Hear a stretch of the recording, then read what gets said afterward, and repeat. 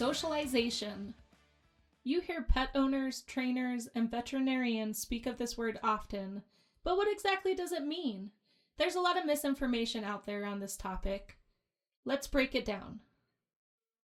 Socialization is helping a puppy learn through gradual, positive exposure that the big wide human world is a good place to be. The key to helping your puppy grow up to be a well-rounded canine companion is proper socialization. Proper socialization is bringing your puppy to new places, encouraging him to learn the skills on how to cope with novel situations and environmental stimuli, exposing him to noises that may be novel or scary in a controlled manner, introducing him to children and adults of all different sizes, and allowing him to observe and be around other friendly, healthy, and vaccinated adult dogs and puppies. There's a special recipe to proper socialization, though, and that is socializing your puppy at their individual speed and in a way that does not make your puppy nervous.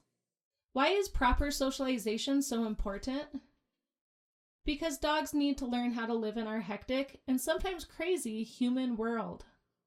Dogs do not understand that people can grow attachments, walk with canes, umbrellas, crutches, strollers. Dogs also do not understand that we wear clothing that makes us appear larger or different. Hoodies, hats, large jackets, sunglasses. And unless your puppy has grown up around a baby or young toddler, they will not necessarily understand that people come equipped in smaller packages. By providing your dog with early and proper socialization to the world around him, you will shape your puppy into an adult dog that understands that the world is not something to be fearful of. When you're out socializing your puppy, I want you to keep the following in the back of your mind. Work at your puppy's pace. Relax on your training goals and let your puppy lead the way during socialization exercises.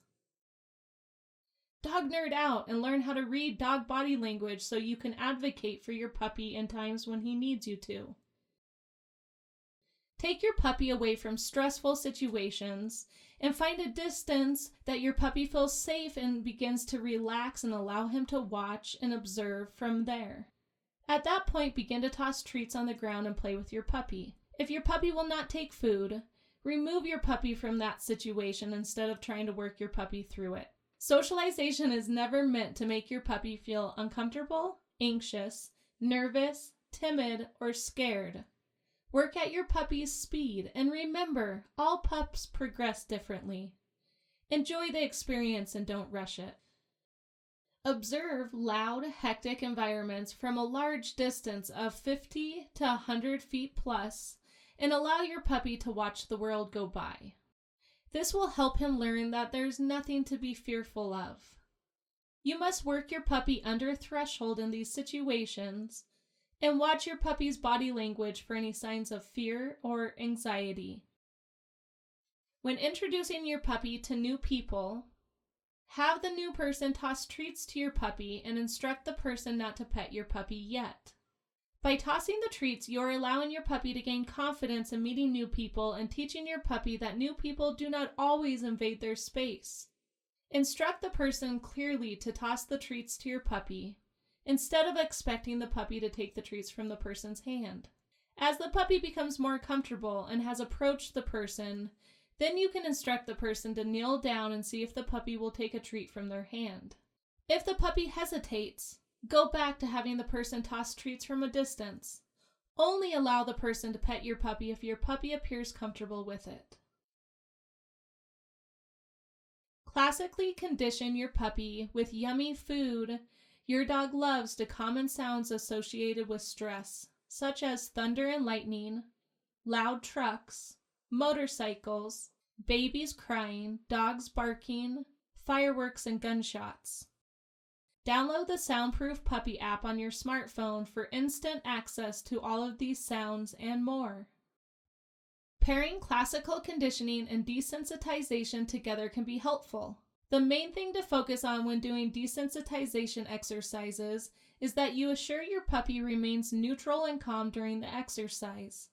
You do not want to see stress behaviors from your puppy during these sessions. Play the look at that, engage, disengage game from a distance that your puppy is comfortable with. Play with cars, people, dogs, children, and any other visual stimulation that your puppy encounters out on the walks. This is one of my favorites with young dogs. If you play this game often, other people and dogs become environmental cues to pay attention to you. How awesome is that? Do not allow your puppy to meet every person and every other dog along the walk. Contrary to popular belief, this is not socialization. Instead, teach him to focus on you when other dogs and people come by, or allow him to calmly watch from a distance. Yes, your neighbor can visit with your puppy, but not everyone needs to come and smush your puppy's cute head to make it a socialization experience. This often has the opposite effect. Puppies are cute, so watch out. Everyone will want to pet your puppy. Remember, advocate for your puppy when your puppy needs you to.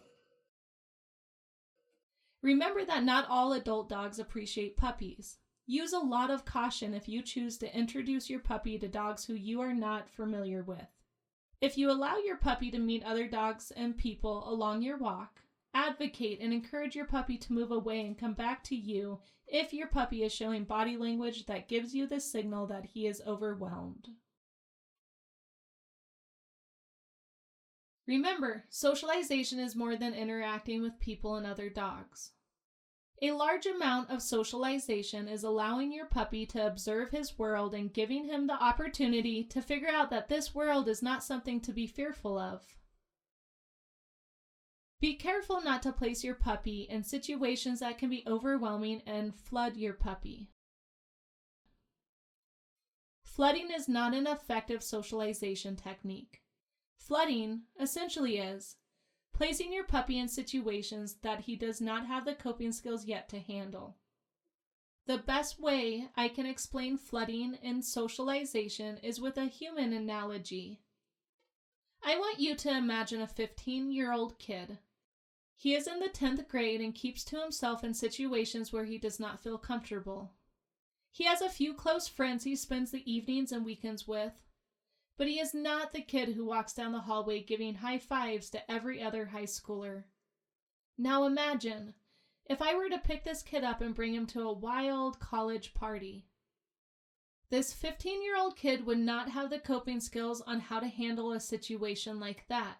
He would either make a bad decision at the party, or he would be hiding in a corner and calling his parents to come pick him up.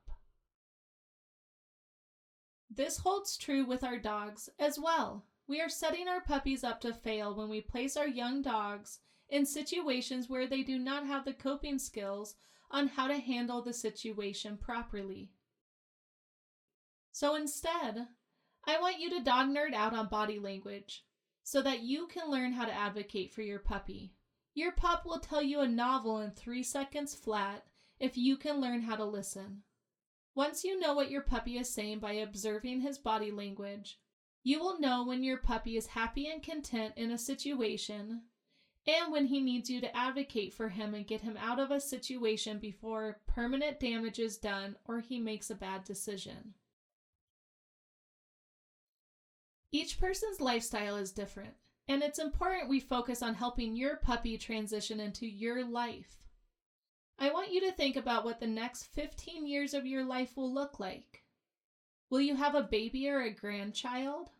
Do you plan to get a second dog? Do you go boating during the summer months? Do you enjoy spending time outside hiking with your dogs? Do you have a lot of people who come over to your house? Brainstorm what your life with your dog will look like, and make a list of the things that are essential that you expose your puppy to now so that he grows up into a rock star adult dog you want to spend your life with. According to the American Veterinarian Society of Animal Behavior, the most critical time for exposing your puppy to new experiences is within the first 12 to 16 weeks of life. Don't stress about the training component too much. You can always teach old dogs new tricks, but you can never go back and socialize your dog. So get out there. The socialization window closes quickly. And it's important to use this time to show your puppy what an awesome world we live in.